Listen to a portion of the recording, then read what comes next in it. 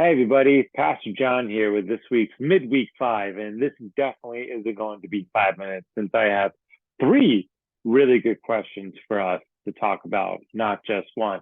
I really hope you've been enjoying these videos, and please, if you haven't been sending me questions about the sermon or about anything on your mind on Sunday, either on the piece of paper in the bulletin or via text message, please do so. It's going to be enjoyable. It's very enjoyable for me to answer your concerns and questions, but also benefits the entire community hearing your questions and then the responses. So let's get right to it. The first question is, can you talk about verses 24 and 25 in John chapter 2? I didn't actually address those in the sermon. So there's actually almost a really good reason why. So let me share my screen here and get up John chapter 2 for us to see here. Here we go. Awesome. So John chapter 2, verses 23 through 24 and 25. Now, when he was in Jerusalem at the Passover feast, many believed in his name when they saw the signs he was doing.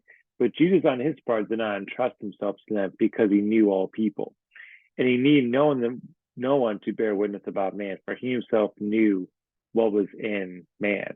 Seems kind of like a really random sentence for Jesus or interjection by John to be put in there. It kind of really doesn't flow.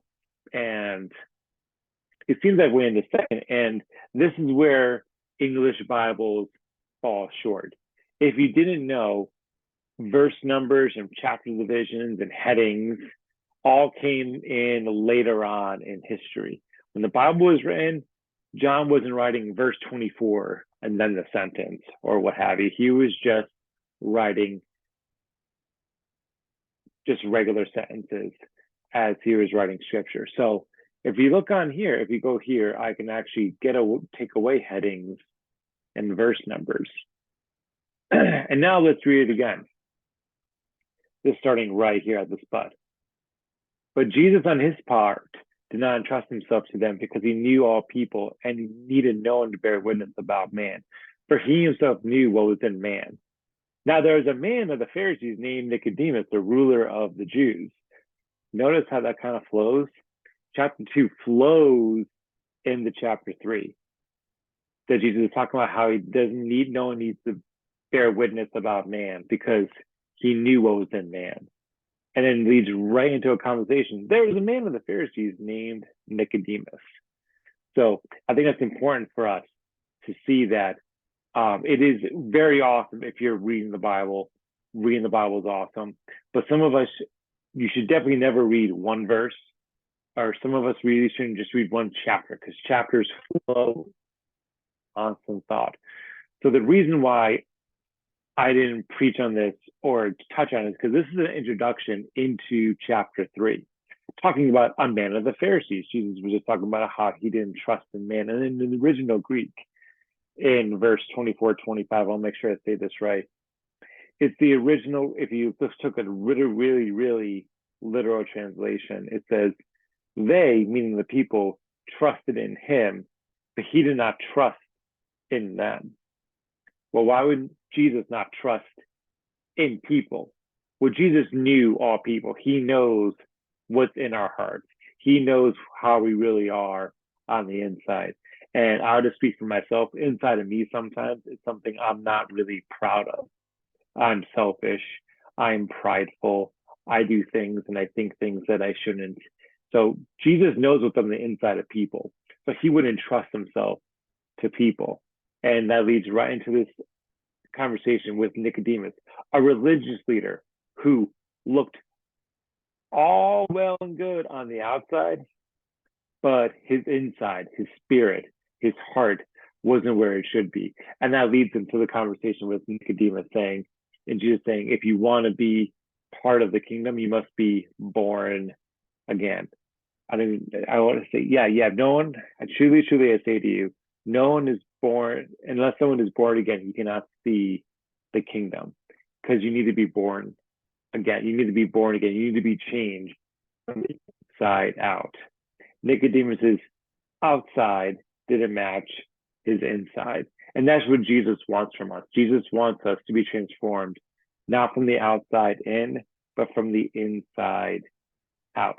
So those three sentences there, verses 23, 24, 25, is a transitional section leading into the conversation with Nicodemus. Mainly, Jesus doesn't want to trust us because he knows what's in us and he knows our hearts. Jesus doesn't need to trust us. We need to trust in Jesus. Awesome question. Now going into two other questions, not necessarily about the sermon, but hey, it's all good. It's no big deal. Actually, this is actually about the sermon. And the question says, is there a time when we should be angry and, quote, turn over tables like the temple? So Christians still have this righteous manifestation of anger. Extremely good question. I joked around in the sermon that when people used to say WWJD all the time, just remember that flipping tables and whipping people is always an option. And I said that as a joke. It actually doesn't say that Jesus actually physically hit the people, but he drove them out. We must make sure we're careful in reading the context of the verses. Let me answer this question in two parts. Is there a time where we should be angry and turn over tables like the temple? Is it okay to be angry over unrighteousness? Is it okay to be angry over sin? And I would say yes. It is okay to be angry over sin. When we see sin in the world, sin happening to people we love, sin happening to our children and our family members, it's okay to get angry. If we are happy about sin, that would be a problem. It's okay to be angry at sin. But then the second half of the question is, should we then turn over tables? Well, Jesus was allowed to turn over the tables because that temple was all about him. For lack of better words, that's his property. He is the temple. Can we turn over tables like damaged property? I would say no. We are not called to damage property, take matters of life and death into our own hands. We should not be doing those things because those misrepresent the name of Jesus. And one of our duties as Christ followers is to represent the name well. So as a completely intense example here, and there have been people who have done this, and I believe it was the wrong way. All Christians should hate Planned Parenthood because they kill babies. Sorry, it is what it is. Planned Parenthood is an organization that kills babies. Do I think we should be angry about that? Yes. Do I think we should go around burning those buildings? No. Do I think we should go assassinate all those doctors and nurses? No. No, we should not. The problem with having righteous anger and sinful anger in our fallen human state is sometimes we get the two kind of mixed up and jumbled, where Jesus was perfect and he did nothing wrong.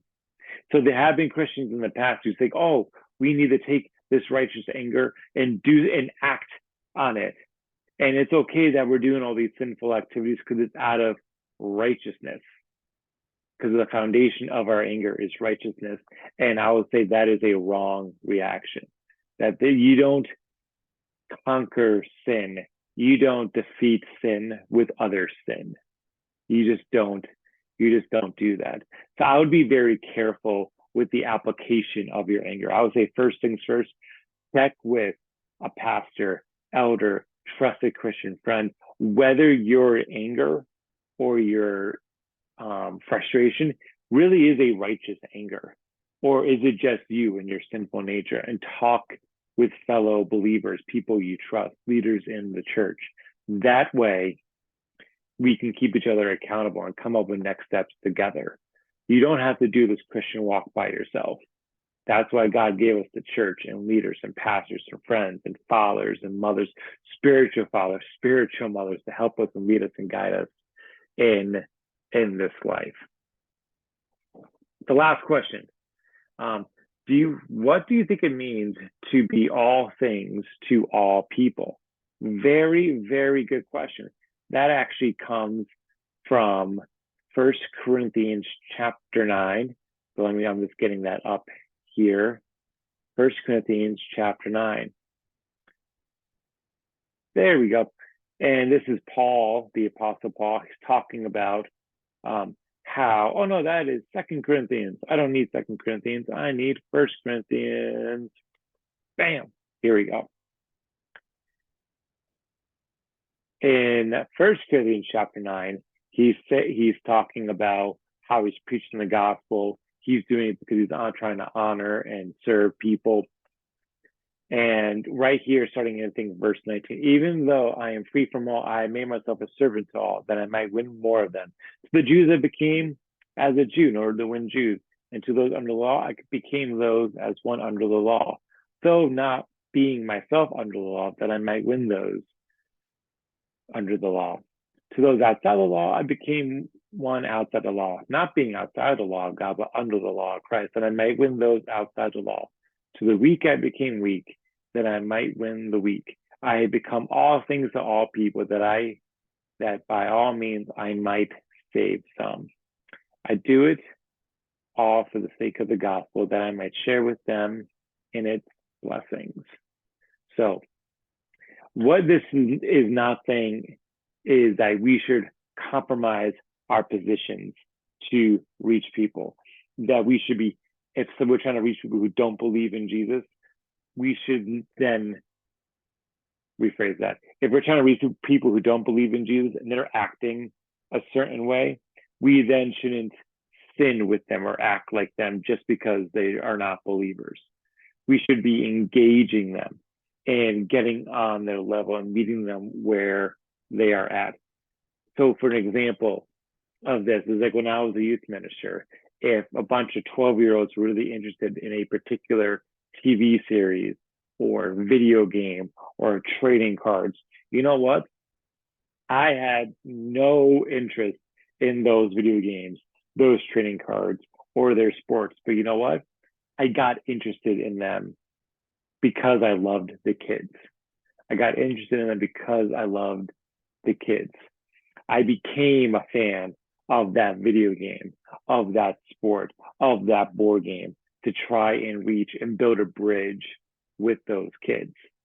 And like I said, either last Sunday or this Sunday, that following Jesus is hard enough. Let's not make barriers, but let's build bridges to people. Let's build bridges to people. And the easiest way to do that, becoming awesome with all people, is just to listen to people. The common old proverb, not in the Bible, but it's a saying that I think most people here have heard is God gave you 2 ears and 1 mouth, so we should listen more than we talk.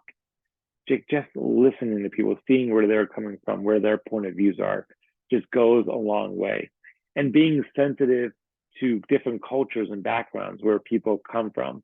That if you're trying to talk to a coworker or a friend about Jesus and faith, they may come from a different cultural background when it comes to matters of life and faith. And you should be engaging with them knowing their cultural background. You should be kind to people, nice to people when we're talking with people. Kind of give an example of that. If I was trying to go into the country of France to start a church and to preach the gospel, I shouldn't be assuming that everyone there then should learn English and American church is always 10 o'clock on a Sunday and reading English Bibles. No, if I want to go reach the French, I need to get used to French culture and do things how the French does, how the French do things. As long as it's not sinful and compromising to the faith, that's what it means to become all things to all people. Not compromising on the truth and the behaviors of the Christian walk, but engage people where they're at. Not building barriers, but building bridges to try and reach people with the gospel. So those are very quickly my thoughts on those 3 questions. Thank you so much for sending them in, and I'll see you guys on Sunday.